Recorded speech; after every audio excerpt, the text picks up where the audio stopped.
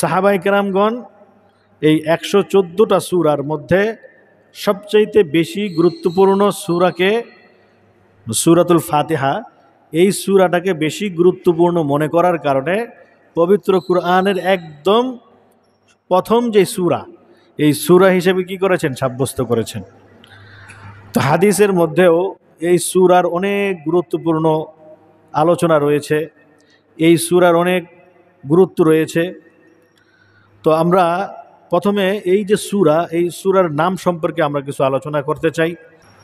সর্বপ্রথম কোরআন মাজিদ যখন আমরা উন্মোচন করি অথবা যখন কোরআন মাজিদকে আমরা খুলি, তো সর্বপ্রথম যেই সূরাটা পাওয়া যায় অথবা যেই সূরার মাধ্যমে পবিত্র কোরআনের মধ্যে প্রবেশ করা যায়, আমরা যেমন দরজা দিয়ে কি করি, মসজিদের মধ্যে যখন প্রবেশ করি, তো এই দরজাকে মানে প্রবেশ করাটাকে বলা হয় আল ফাতিহা।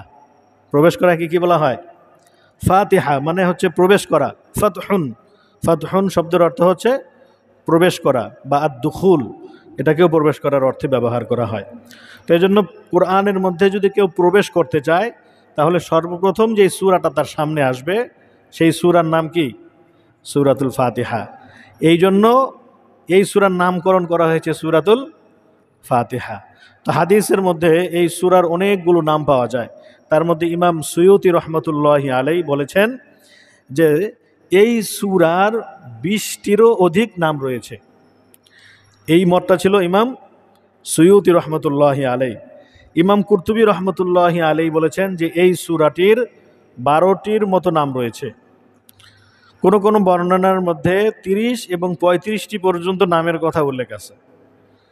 তো সমস্ত বিষয়কে সামনে রাখলে যেই নামগুলোকে সাহাবায়ে কেরাম, যেই নামগুলোকে মুফাসসিরিনে কেরাম বা মুহাদ্দিসিনে কেরামগণ যেই নামগুলোকে সূরাতুল ফাতিহার সাথে সন্দেহাতীতভাবে সম্পৃক্ত করেছেন, এই রকম নামের সংখ্যা হলো 8টা। মানে সহিহ সুন্নাহ দ্বারা প্রমাণিত এই সূরার নাম কয়টি? 8টি। তার মধ্যে সর্বপ্রথম সূরার এই যে নামটি বলা হয়, এটাকে বলা হয় উম্মুল কুরআন। উম্মুল কুরআন মানে হচ্ছে কোরআনের মা অথবা কোরআনের মূল। উম্মুন শব্দের অর্থ হচ্ছে মা। আরবি ভাষায় অনেক ক্ষেত্রেই মায়ের সাথে কোনো বিষয়ের সম্পৃক্ত করে, যেমন আমরা দেশের সাথে মাকে তুলনা করি না, অনেক সময় আমরা বলি না যে এই দেশ হচ্ছে আমার মা। মানে মাকে আমরা যেরকম ভালোবাসি, মাকে যেরকম আমরা গুরুত্ব দেই, আমরা দেশকেও কি করি, সেরকম ভালোবাসি, গুরুত্ব দেই। তো এই জন্য অনেক অ্যারাবিক অনেক শব্দের মধ্যেও উম্মুল শব্দটা রয়েছে। তার মানে হচ্ছে যেমন সূরা ইয়াসিনের ব্যাপারে বলা হয়েছে যে এটিকেও উম্মুল কুরআন বলা হয়, যে সূরা ইয়াসিন হচ্ছে কি উম্মুল কুরআন বা কুরআনের মা, এরকমও বলা হয়। তো যাই হোক, সূরা ফাতিহার একটা নাম হচ্ছে উম্মুল কুরআন, মানে কুরআনের মা। কুরআনের মা মানে কুরআনের মূল। সমস্ত সূরার মধ্যে 114টা যে সূরা আছে, এই সূরার মধ্যে এই সূরাতুল ফাতিহাকে কি বলা হয়? উম্মুল কুরআন। দ্বিতীয়টাকে বলা হয় উম্মুল কিতাব, যদিও একই নাম। কিতাব দ্বারা উদ্দেশ্য কোন কিতাব? কোরআন মাজিদ। অন্যান্য তো আরও কিতাব আছে, তাই না? 104টা আসমানি কিতাব আছে, তার মধ্যে 4টা কি বিশেষ 4টা কিতাব। একটা হচ্ছে তাওরাত, আর একটা জাবুর, তারপরে ইনজিল, তারপরে হচ্ছে কি কোরআন। এই 4টি হচ্ছে বড় বড় 4টি কিতাব বলা হয়। আর এছাড়াও আরও কতগুলো আছে? আরও 100টা কিতাব আছে আল্লাহ তাআলার পক্ষ থেকে। তো এগুলো তাফসির থেকে যেগুলো জানা যায় যে সেই সমস্ত কিতাবগুলো মানে আকারে ছোট ছোট ছিল এবং বিভিন্ন জাতি গোষ্ঠীর জন্য কিতাবকে আল্লাহ তাআলা নাজিল করেছিলেন। এবং সেই সমস্ত কিতাবে বর্ণিত যে বিধানগুলো ছিল সেগুলো ছিল সমসাময়িক, অর্থাৎ কোনো নবীর জন্য একটা জাতিকে নির্দিষ্ট করে দেওয়া হয়েছে যে এই নবী এই জাতির জন্যই নবী।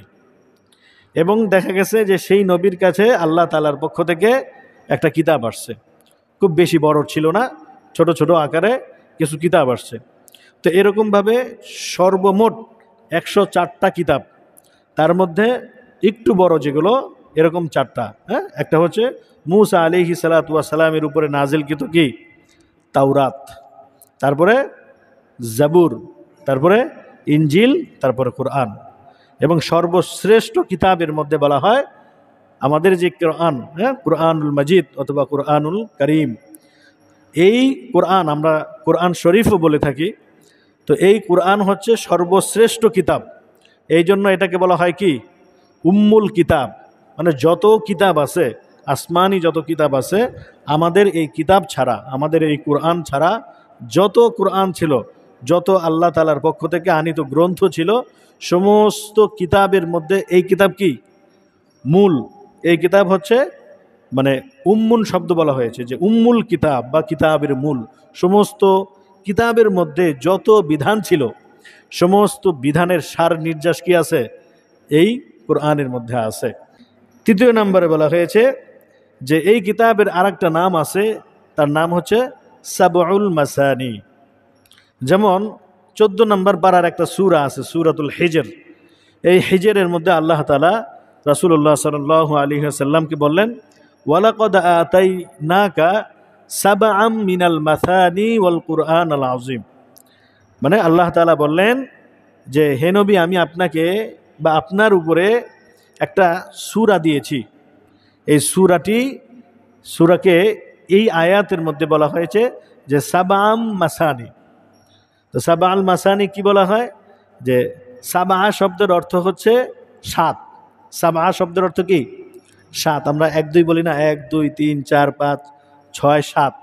তো সাবআ আল মাসানি মানে হচ্ছে যে এমন কিছু আয়াত যেগুলো সবসময় বারবার তেলাওয়াত হয়, অর্থাৎ বারবার পঠিত এমন 7টি আয়াত। তাহলে কোন সূরার মধ্যে 7টা আয়াত আছে? সূরা ফাতিহার মধ্যে 7টা আয়াত আছে। এবং সূরা ফাতিহা প্রত্যেক নামাজের মধ্যে কি করতে হয়? আদায় করতে হয়, পড়তে হয়।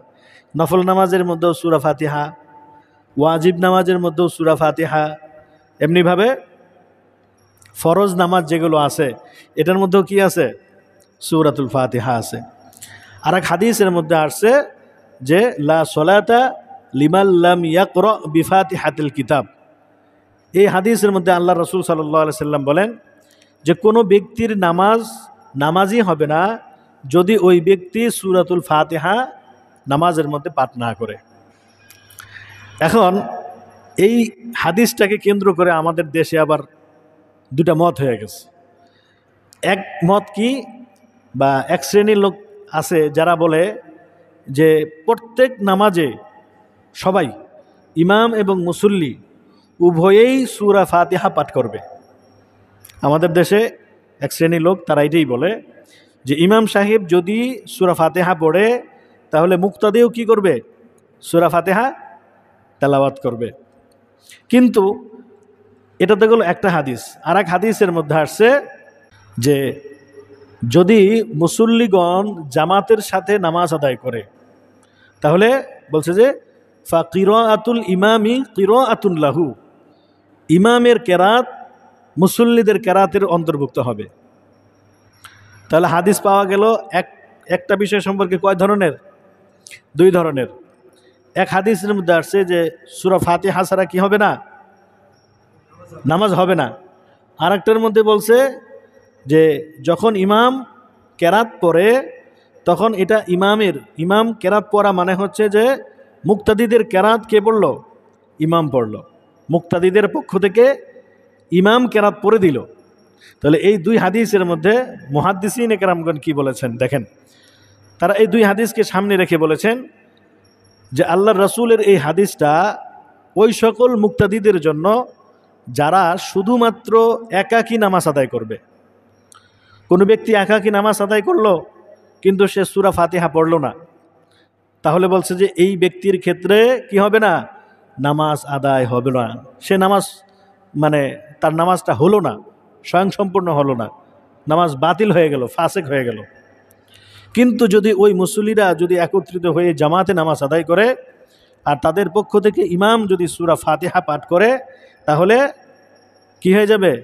ইমামের এই সূরা ফাতিহা পাঠ করা সমস্ত মুসল্লিদের সূরা ফাতিহা পাঠ করার ন্যায় হয়ে গেল।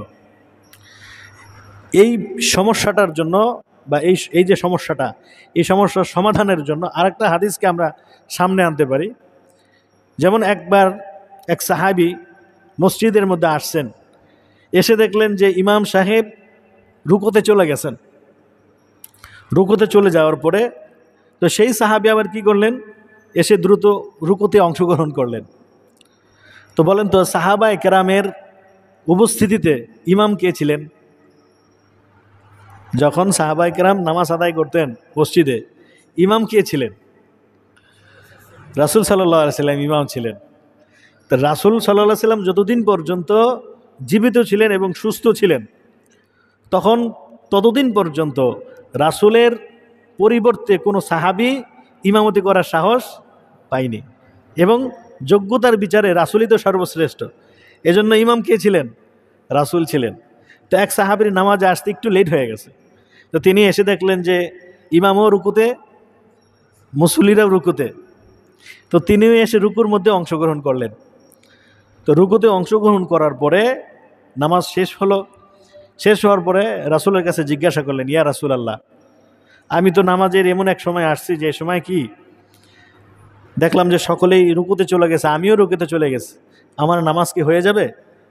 রাসূল করিম সাল্লাল্লাহু আলাইহি সাল্লাম বললেন যে হ্যাঁ, যদি তুমি রুকু পেয়ে থাকো তাহলে তুমি ওই রাকাত পেয়ে গেছো, আর রাকাত যদি পেয়ে যাও তাহলে তুমি নামাজও হয়ে গেছো।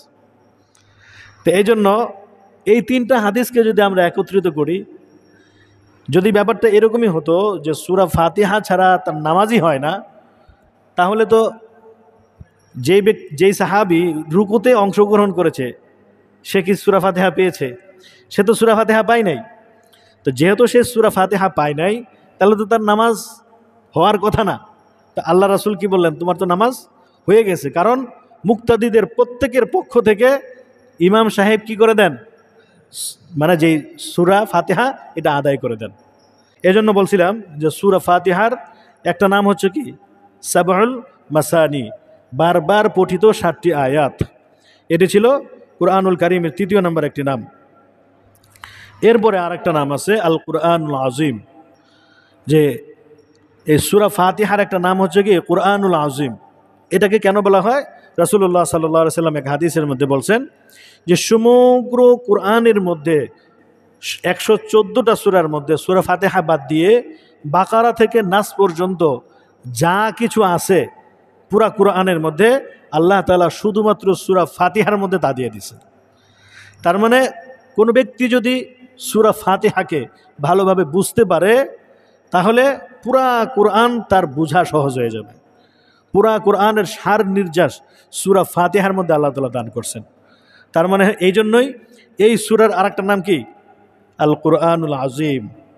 এরপরে বলা হয়েছে সূরাতুস সালাত, মানে যেই সূরা ছাড়া নামাজ আদায় হয় না। সূরাতুস সালাত মানে হচ্ছে নামাজের সূরা।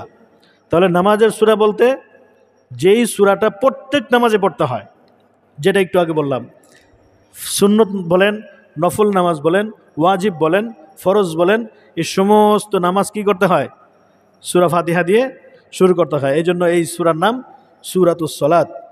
এরপরে আরেকটা আছে যে সূরাতুর রুকিয়া। সূরাতুর রুকিয়া, রুকিয়া কি?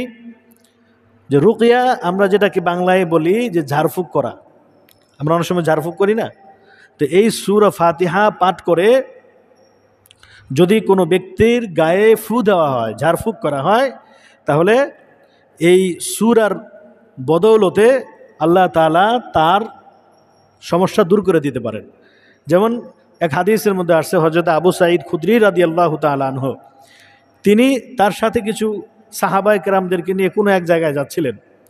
তো পথিমধ্যে যাওয়ার সময় তাদের কাছে যেই সমস্ত রসদপত্র ছিল, খাদ্য সামগ্রী যা ছিল এবং আহারেও যা ছিল, এগুলো শেষ। তো যাওয়ার পরে এক গোত্রের কাছে গিয়ে তিনি বললেন যে আমরা অনেক দূর থেকে সফর করে আসছি, আমাদের কাছে মোটামুটি খাদ্যদ্রব্য যা ছিল এগুলো আমাদের মোটামুটি শেষ হয়ে গেছে। তা আমাদের এই কাফেলার মধ্যে যারা আছে তাদের খাদ্য হিসাবে, পানীয় হিসাবে আমরা তোমাদের কাছে কিছু চাইছি, যদি থাকে তাহলে আমাদেরকে দাও।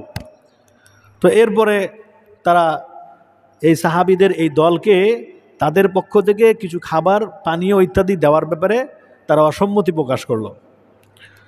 এরপরে যখন আবু সাঈদ খুদরি রাদিয়াল্লাহু তাআলা আনহু তার সাহাবায়ে কেরামের এই দলকে নিয়ে সামনের দিকে যখন অগ্রসর হলেন, তো পিছন দিক থেকে একজন লোক দৌড়ে আসলেন। আসার পরে বললেন, আচ্ছা, তোমাদের মধ্যে কি কেউ এমন আছে যে ব্যক্তি আমাদের গোত্রপ্রধান যিনি, তাকে সাপে দংশন করেছেন, ঝাড়ফুঁক করতে পারে এরকম কেউ আছে কিনা? তখন আবু সাঈদ খুদরি রাদিয়াল্লাহু তাআলা আনহু বললেন যে আমি জানি, আমি ঝাড়ফুঁকের কিছু নিয়ম জানি। তো তিনি আসলেন, এসে দেখলেন যে হ্যাঁ, তাদের এই গোত্রপ্রধানকে সাপে দংশন করেছেন, মোটামুটি প্রায় জীবন প্রদীপ নিভে নিভে অবস্থা, মৃত্যু সজ্জায় প্রায়। তো সাহাবী আবু সাঈদ খুদরি রাদিয়াল্লাহু তাআলা আনহু বললেন যে আমি একটা শর্তে তোমাদের এই গোত্রপ্রধানকে ঝাড়ফুঁক করতে পারি। শর্ত হচ্ছে, যেহেতু আমাদের এই কাফিলার মধ্যে কোনো খাদ্য সামগ্রী নেই, খাদ্য সামগ্রী হিসাবে তোমাদের এই গোত্র থেকে ছাগলের পাল থেকে 30টা ছাগল আমাদেরকে দিবে। তো এখন গোত্রপ্রধান সে চিকিৎসার অভাবে প্রায় মারা যায়, তারা রাজি হয়ে গেছে, হ্যাঁ ঠিক আছে, 30টা ছাগল তোমাদেরকে দেওয়া হবে। তো আবু সাঈদ খুদরি রাদিয়াল্লাহু তাআলা আনহু এই সূরাতুল ফাতিহাকে তেলাওয়াত করলেন। তেলাওয়াত করে তাকে ঝাড়ফুঁক করার পরে আল্লাহর রহমতে ওই ব্যক্তি সুস্থ হয়ে গেলেন। সুস্থ হয়ে যাওয়ার পরে কথা অনুযায়ী তাদেরকে 30টা বকরি, ছাগল বা ভেড়া এরকম কিছু দেওয়া হলো। এবার তিনি চিন্তায় পড়ে গেলেন, ঝাড়ফুঁকের বিনিময়ে তো ছাগল নিলাম, এটা খাওয়া আমাদের জন্য জায়েজ না না জায়েজ, এই মাসালা জানা নাই। তো এগুলো নিয়েই আল্লাহ রাসূলের দরবারে আবার আসলেন। আসার পরে বললেন, ইয়া রাসূলুল্লাহ, ঝাড়ফুঁক তো করে ফেলছি, শর্তও দিয়ে ফেলছি, তারা আমাদেরকে শর্ত অনুযায়ী 30টা ছাগল দিয়ে দিছে, বকরি বা ভেড়া যাই হোক, এগুলো দিয়ে দিছে, কিন্তু এটা খাওয়া জায়েজ হবে কিনা এটা তো জানা নাই। আল্লাহ রাসূল বললেন যে তুমি কিভাবে জানো যে এই সূরাতুল ফাতিহা পড়ে ঝাড়ফুঁক করতে হয়? তো তিনি বললেন যে ইয়া রাসূলুল্লাহ, আপনি একবার বলেছিলেন যে সূরা ফাতিহা মধ্যে আল্লাহ তাআলা শিফা রেখেছেন, তা আমি সেই কথাটা আমার মনে আছে, আমি সূরা ফাতিহা পড়ে তাকে ঝাড়ফুঁক করেছিলাম। আল্লাহ রাসূল বললেন, এটা শুধু জায়েজই না, তোমরা যে বকরি বা ছাগল যেগুলো তোমাদেরকে দেওয়া হয়েছে হাদিয়া হিসেবে, সেখান থেকে আমার জন্য একটা রেখে দিবা। সুবহানাল্লাহ, আল্লাহ রাসূলের জন্য এই ঝাড়ফুঁকের বিনিময়ে কি করছেন, একটা বকরি বা ছাগল তার জন্য একটা রেখে দেওয়া হয়েছে। এই জন্য এই সূরাতুল ফাতিহার ঝাড়ফুঁকের ব্যাপারে, যাদের আমরা যেটাকে বলি আলগা সমস্যা, জিনের সমস্যা যেটা আর কি, এই জাতীয় সমস্যা যদি কারো থাকে, তাহলে সকাল বিকাল 7 বার অথবা 21 বার অথবা 121 বার যদি কেউ পরে পানির মধ্যে ফু দিয়ে সেটা খায়, তাহলে আল্লাহ তাআলার রহমতে ইনশাআল্লাহ তার এই সমস্যাগুলো আস্তে আস্তে কী হয়ে যাবে, ইনশাআল্লাহ দূর হয়ে যাবে। এমনিভাবে আরও 2টা সূরা আছে, একটা হচ্ছে সূরাতুল ফালাক, একটা সূরাতুন নাস। যদি কেউ এই তিনটাকে একসাথে করে, সূরাতুল ফাতিহা, সূরা নাস এবং ফালাক, এই 3টাকে যদি 21 বার করে যদি কেউ পড়ে, এমনিভাবে শরীরের মধ্যে দম করে ফু দেয় অথবা পানিতে ফু দিয়ে যদি সেই পানি কেউ যদি পান করে, আশা করা যায় যে এই সূরার বরকতে আল্লাহ তাআলার রহমতে ওই ব্যক্তি আস্তে আস্তে ধীরে ধীরে সুস্থ হয়ে যাবেন ইনশাআল্লাহ। তো এই জন্য এই সূরাতুল ফাতিহার এক নাম ছিল কি, সূরাতুর রুকিয়া। আর আরেকটা নাম সর্বশেষে যে নামটার কথা বলবো, এটাকে বলা হয় ফাতিহাতুল কিতাব। ফাতিহাতুল কিতাব হচ্ছে যেই সূরাটা সর্বপ্রথম কিতাবের শুরুতে আছে, কোরআনের শুরুতে যেই সূরাটা রয়েছে, এই সূরাটার নাম কি, ফাতিহাতুল কিতাব। যেই সূরা দিয়েই এই কিতাবের মধ্যে প্রবেশ করা যাবে। তো যাই হোক, এই হচ্ছে মোট 8টি নামের কথা বললাম, যে 8টি নাম মোটামুটি সহিহ সুন্নাহ দ্বারা প্রমাণিত এই সূরাতুল ফাতিহার 8টি নাম। এবার সূরা ফাতিহার কিছু ফজিলত আছে। 1 নম্বর ফজিলতের মধ্যে বলবো, রাসূলুল্লাহ সাল্লাল্লাহু আলাইহি সাল্লাম একবার সাহাবায়ে কেরামদেরকে উদ্দেশ্য করে বললেন যে আমাকে এমন একটা কিতাব দেওয়া হয়েছে, এমন একটা সূরা দেওয়া হয়েছে, যেই সূরাটা পূর্ববর্তী যত কিতাব ছিল, যেমন তাওরাত, জাবুর, ইনজিল, বলছে যে এই সমস্ত কিতাবের মধ্যে এর বিকল্প কোনো সূরা দেওয়া হয় নাই। সূরাতুল ফাতিহার যেই ফজিলত, এইরকম ফজিলতপূর্ণ কোনো সূরা পূর্ববর্তী কোনো কিতাবের মধ্যে দেওয়া হয় নাই। বলছে শুধু তাই না, পূর্ববর্তী কোনো কিতাবে তো দেওয়া হয়নি, বরঞ্চ আমার উপরে আনিত যে কিতাব মানে কুরআনুল মাজিদ, বলছে এই কুরআনুল মাজিদের মধ্যে এর চাইতে গুরুত্বপূর্ণ ফজিলতপূর্ণ আর কোনো সূরা নাই। এরপরে আরেকটা হাদিস আসছে এরকম, হাদিসের মধ্যে এই হাদিসটি হযরত আবু হুরায়রা রাদিয়াল্লাহু তাআলা আনহু থেকে তিনি বর্ণনা করেছেন যে যখন বান্দা নামাজের মধ্যে দাঁড়িয়ে যায় তখন বান্দার সাথে আল্লাহ তাআলার কথোপকথন হয়। বান্দার সাথে কি হয়? আল্লাহ তাআলার কথোপকথন হয়। কিভাবে কথোপকথন হয়? যে বান্দা যখন দাঁড়িয়ে যায়, বান্দা দাঁড়িয়ে যখন সানা পড়ে, সানার পরে কি পড়ে? আউযু বিল্লাহি মিনাশ শাইতানির রাজিম পড়ে, বিসমিল্লাহির রহমানির রহিম পড়ে, এরপরে সূরাতুল ফাতিহা যখন শুরু করে দেয় তখন কি হয়? যে মানে বান্দা নামাজের মধ্যে দাঁড়িয়ে বলে আলহামদুলিল্লাহি রাব্বিল আলামিন, আর আল্লাহ তাআলা বলেন হামিদানি আবদি। এরপরে যখন বান্দা আবার বলেন আর রহমানির রহিম, বান্দা আরশে আজিম থেকে আওয়াজ করে বলেন মাজ্জাদানি আবদি। এরপরে আবার বলেন মালিকি ইয়াউমিদ্দিন। এইভাবে সূরাতুল ফাতিহা একেবারে শেষ করার পর্যন্ত আল্লাহ তাআলার সাথে বান্দার কি হইতে থাকে? কথোপকথন হতে থাকে। তো এই জন্য মুফাসসিরিন কেরামগণ বলেছেন যে এক হাদিসের মধ্যে আসছে এরকম কি, যে আসসালাতু মি'রাজুল মুমিনিন, যে নামাজ হচ্ছে মুমিনের জন্য কি মেরাজ। মেরাজ কিভাবে? আল্লাহ রসুল সাল্লাল্লাহু আলাইহি সাল্লাম একদম সাত আসমান পাড়ি দিয়ে আরশে আজিম পর্যন্ত পৌঁছে গিয়ে আল্লাহ তাআলার একেবারে কাছাকাছি বসে যে আল্লাহ তাআলার যে দিদার লাভ করেছেন, আল্লাহ তাআলার সাথে যে কথোপকথন করেছেন, তো এই সুযোগটা বান্দার তৈরি হয়ে যায় কখন? যখন বান্দা নামাজের মধ্যে দাঁড়িয়ে যায়, দাঁড়িয়ে দাঁড়িয়ে কি বলে? সূরাতুল ফাতিহা যখন পাঠ করে, তো বান্দার সাথে আল্লাহর কি হয়ে যায়? কথোপকথন হয়ে যায়, সুসম্পর্ক হয়ে যায়। বান্দা এবং আল্লাহ তাআলা খুব কাছাকাছি অবস্থান করেন। এজন্য বলছেন যে বান্দা এবং আল্লাহ কাছাকাছি অবস্থান করার কারণে বান্দার কি হয়? আল্লাহ তাআলার সাথে মেরাজ হয়ে যায়। এজন্যই বলছেন যে আসসালাতু মি'রাজুল মুমিনিন। এটা কি এমনিতে বলা হয় নাই, এটা বলা হয়েছে কি, এই যে নামাজের মধ্যে যখন বান্দা এবং আল্লাহ তাআলা খুব কাছাকাছি অবস্থান করেন। এজন্য ভারতীয় উপমহাদেশের মধ্যে একজন বিখ্যাত আলেম ছিলেন, খুব বুজুর্গ ব্যক্তি ছিলেন। তিনি সম্ভবত খাজা মঈনুদ্দিন চিশতি রহমতুল্লাহি আলাইহির একজন উস্তাদ ছিলেন। তো তিনি একজন পেশায় একজন কাঠুরে, কাঠ কাটেন। তো একবার গহীন জঙ্গলের মধ্যে গিয়ে কাঠ কেটে আস্তে আস্তে দেখলেন যে আসরের নামাজের সময় খুব বেশি বাকি নেই। তো তিনি চিন্তা করতেছেন যে আমার জীবনে কখনো আসরের নামাজ কাজা হয় নাই, আজকে এই গহীন জঙ্গলে ঢোকার কারণেই কি নামাজটা কাজা হয়ে যাবে? খুব আফসোস করতেছিলেন আর আল্লাহর কাছে দোয়া করতেছিলেন যে আল্লাহ, তুমি অন্তত আমার এই দোয়াটা কবুল করো যে আজকের আসরের নামাজটা যেন আমার কাজা না হয়ে যায়। আসরের নামাজ কাজা হয় কিভাবে?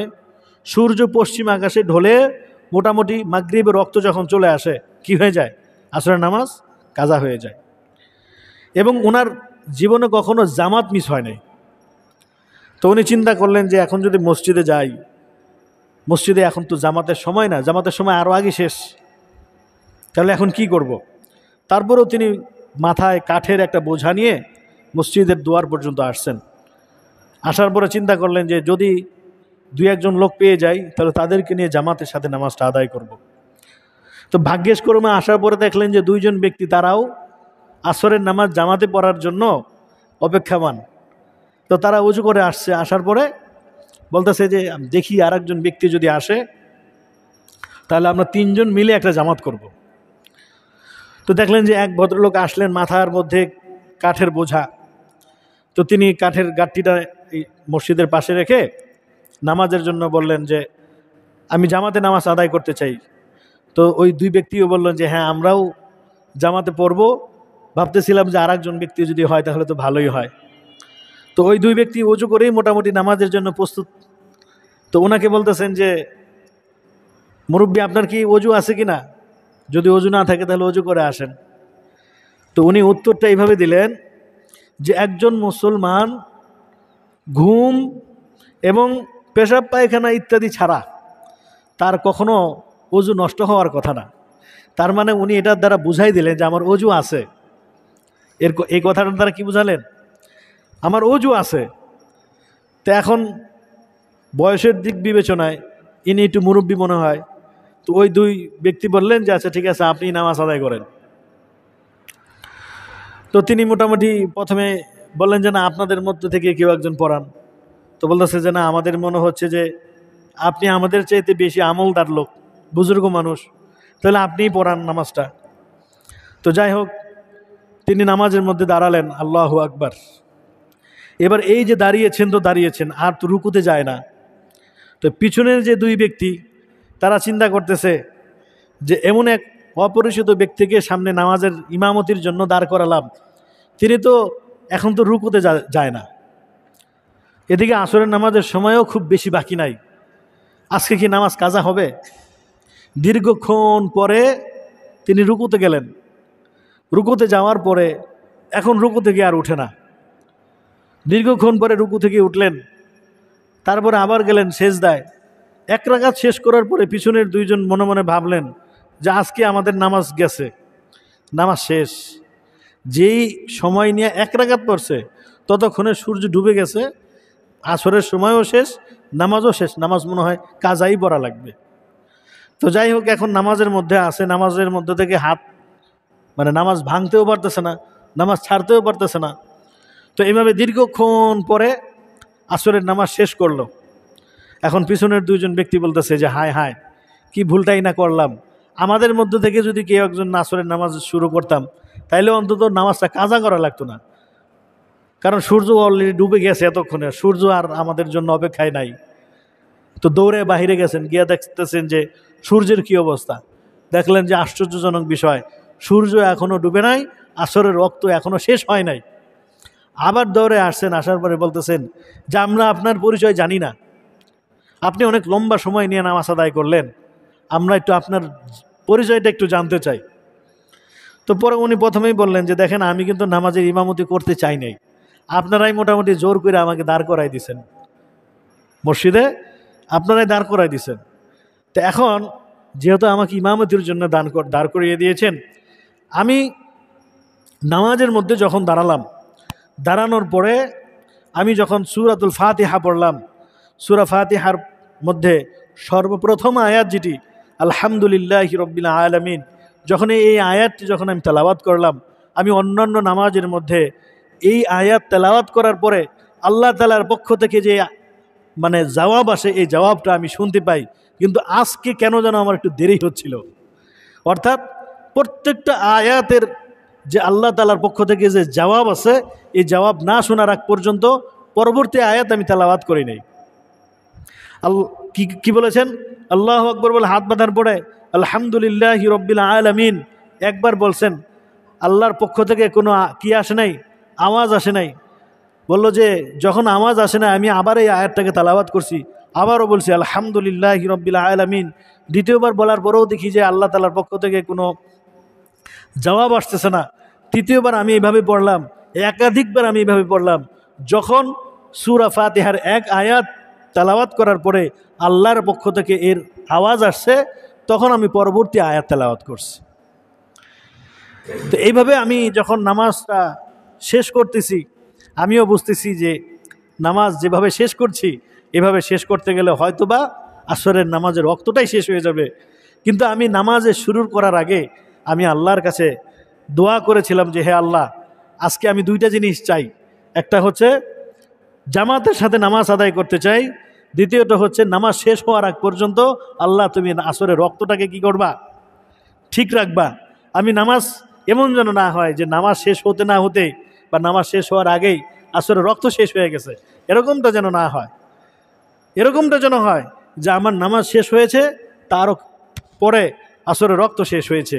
তো এই দোয়া করার পরে যখন আমি আপনাদেরকে পেয়ে গেছি জামাতের জন্য, আমি মনে মনে এটা ধরে নিয়েছি যে আল্লাহ তাআলা আমার এই দোয়া কবুল করছেন।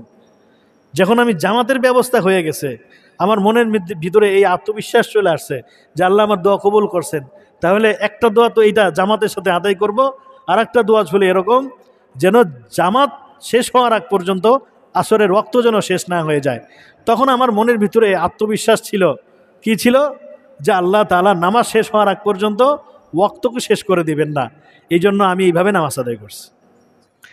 তো এই ছিল তাদের জীবনে কি ছিল, মানে তারা যে আল্লাহ তাআলার সাথে কথোপকথন করেছেন নামাজের মাধ্যমে, এগুলো বাস্তব প্রমাণ।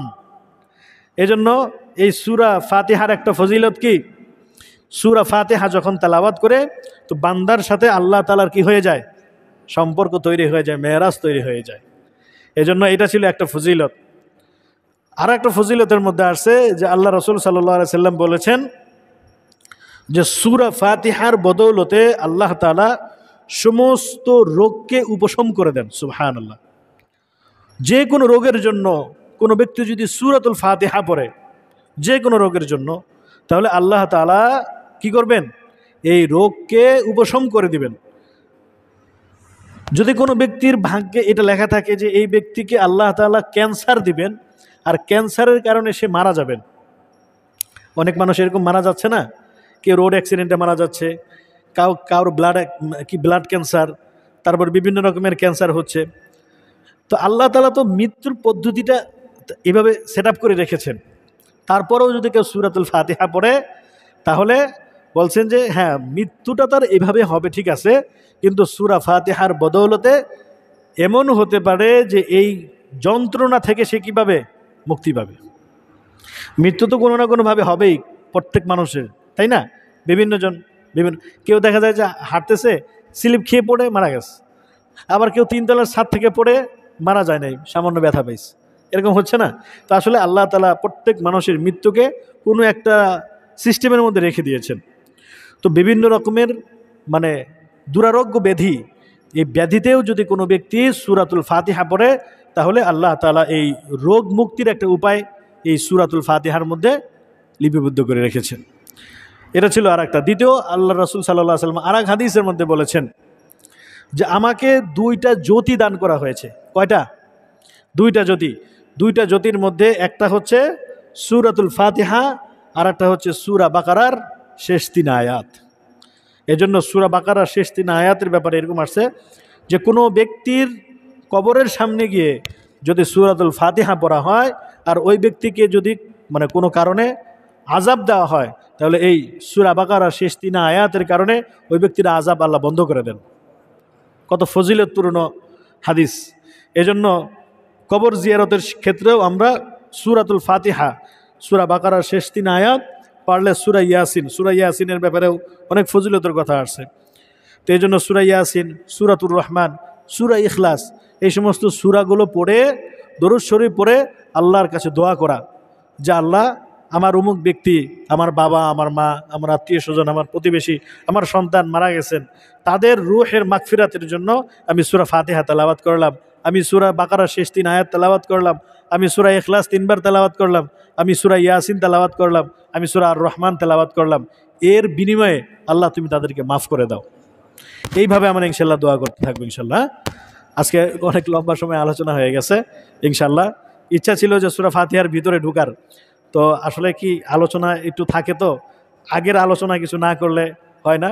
তো ইনশাল্লাহ চেষ্টা করবো আগামী সপ্তাহ থেকে ইনশাল্লাহ সূরা ফাতিহার একদম বিসমিল্লাহ থেকে, বিসমিল্লাহ থেকে ইনশাল্লাহ চেষ্টা করব যে ধারাবাহিকভাবে ইনশাল্লাহ আলোচনাগুলো করার। আল্লাহ তাআলা তৌফিক দান করেন। আপনারাও ইনশাল্লাহ থাকবেন, উপস্থিত থাকবেন।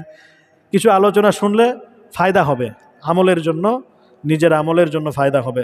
আসলে যে কোনো আলোচনা করার উদ্দেশ্য হচ্ছে আমল করা। যখন আমি আলোচনা করি তখন আমার ভিতরেও কি হয়, এই বিষয়ের একটা আলোচনা, মানে এই বিষয়ের আমল করার একটা স্পৃহা তৈরি হয়।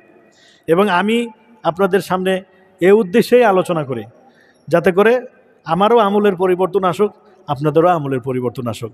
আল্লাহ তাআলা সবাইকে তৌফিক দান করুক, বেশি বেশি কোরআন ও হাদিসের উপর আমল করার মতো তৌফিক দান করুক। ওয়া আখিরু দাওয়ানা আনিল হামদুলিল্লাহি রাব্বিল আলামিন। আসসালামু আলাইকুম ওয়া রাহমাতুল্লাহ।